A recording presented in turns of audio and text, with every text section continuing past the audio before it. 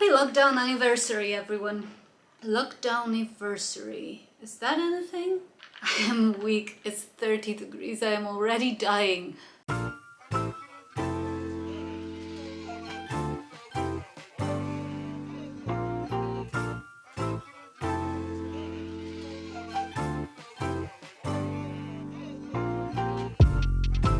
People who were in Shanghai this time last year remember this time as the time we were allowed to leave home for the first time in 2 months.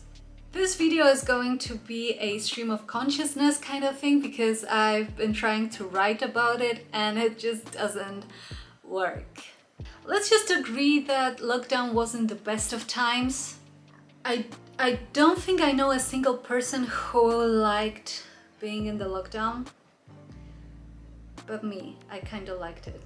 Just to make things clear, I think I was in a favorable position for myself. Because I live alone, I don't have any pets, I'm not physically ill, and I don't have anybody depending on me. And I also hate social interactions. So being stuck at home for 2 months actually wasn't that bad. It was like 2 months of forced vacation. But what came after was really terrifying, and it sort of is to this day.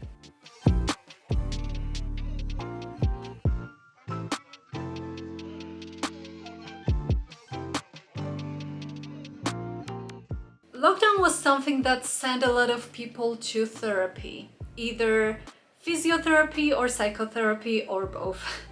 I don't know what you've heard about apartments in Shanghai, but in general they are not big, especially if you come to Shanghai for work.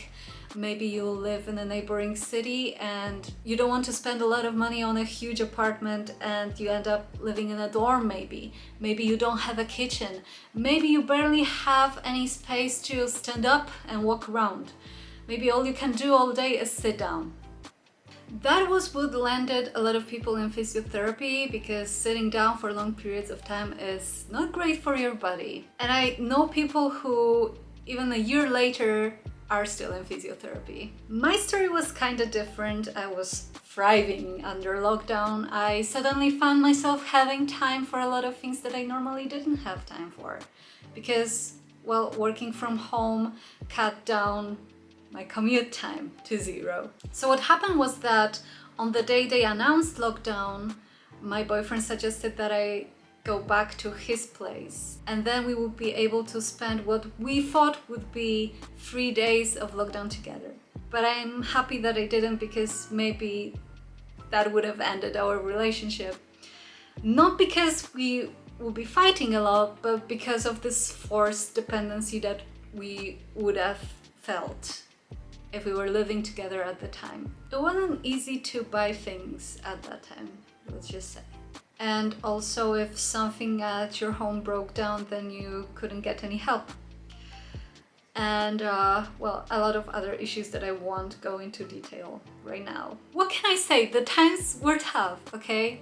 It's just that for 2 months straight, I didn't have any human contact, and that messed me up a little bit. So when we were finally able to leave home after 2 months, I found myself not ready to. We weren't given much time to adjust. We had to go straight back to work, straight back to our lives. I realized that I lost 2 months of my life that nobody would give back.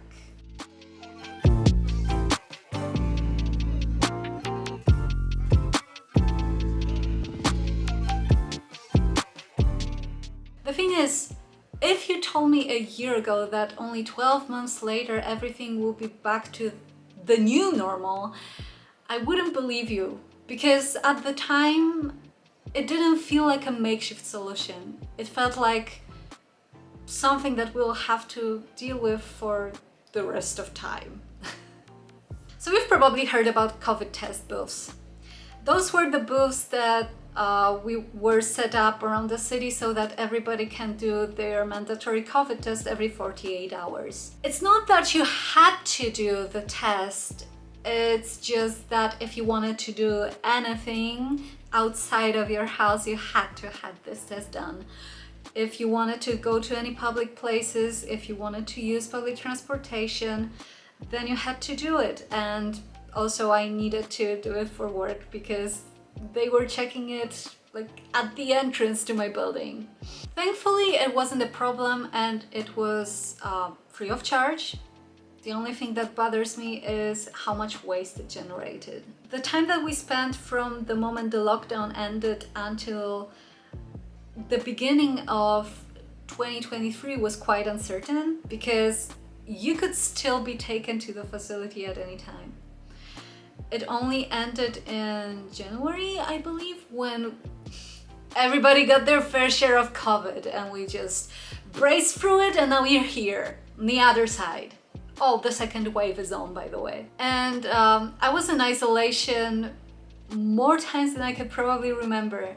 One time I landed in a facility with a suspected case. My coat turned red and I had a nice person, or dabai as we used to call him, come to my house to take me off. It was quite an experience because my whole office building was under pressure from that.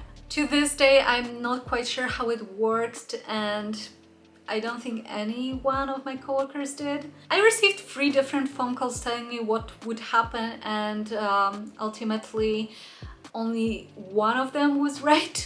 The information that we were getting at the time were quite confusing. But I guess this is just the characteristic of the time that it was. Nobody could really anticipate the future, and you were only given a piece of information that was vital for the level that you were on. For me, that level being a person that is probably sick. So not much information at all. Oh, when I had to pack my bag for the quarantine, that was a great time. I literally packed everything because we didn't even have an idea where we were going. I had it quite good in the end because I was shipped to an unfinished apartment building. I essentially had a whole apartment to myself with a shower and a kitchen that I couldn't use, but still. I had this super hard bed that was like a plank of wood. I had holes in the wall where the AC should be, but I hadn't installed it yet. I was quite lucky that it wasn't that cold yet. It was bearable. And honestly, that was the best deal. Because you could also get a hotel where the space is quite comfortable but small, or this makeshift container, which I can't even imagine spending a week there or more. It was just me, and I made it my objective in this life to experience as many things as possible. And though it wasn't great or expected, I really truly tried to make the best of the situation that I was in. And at the end of the day, I think this is what kept me sane through the whole thing.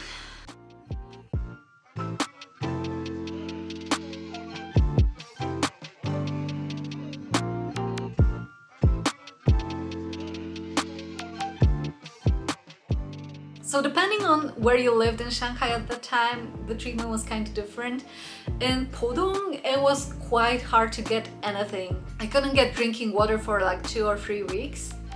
And that ended with me buying a water filter. Seriously, it was easier to buy a water filter than actual water. I can't even imagine what would have happened if I lost my phone. They had to scan a QR code on your phone in order for you to get tested for COVID. It's not a big deal when you have a Chinese ID because they can register that, but for a person with a passport, it's always a struggle. If the number of digits is different than the number of digits of the Chinese ID, then it just does not compute. And it's even worse with the foreigner name. Oh my god. For some things in China, you just need to have a Chinese name, and you make up this name yourself or ask a Chinese friend to help you pick a Chinese name. But for example, my social insurance has a Chinese name on it and not the name in my passport, because you physically cannot input letters into the system. Now those COVID booths are made into bars and traffic police points. I still remember the lines that we had to stand in to get those tests. It's just funny to think that we moved past that era. Also the era of face masks. Sometimes I still leave home thinking, oh hell, where's my mask? Or when I enter subway, it's like major mask anxiety until I remember, yeah, we were past that time. Just the simple fact that we are able a year later to travel and to eat in a restaurant and simply go places makes me so happy. And I'm an introvert, so how does that work? Shanghai lockdown was something that eventually drove a lot of foreigners to leave. Even a year later, I have friends leaving the city, admitting that lockdown was the final straw. I honestly don't know what more to say. I guess just that I don't want people to forget what we've been through. And if you've been through that, then congratulations, we made it. And I'm happy for you and I'm happy for me. And if you've left during that time, then I hope you're doing okay now. If you're just arriving in Shanghai, then welcome. And I hope you have a great time.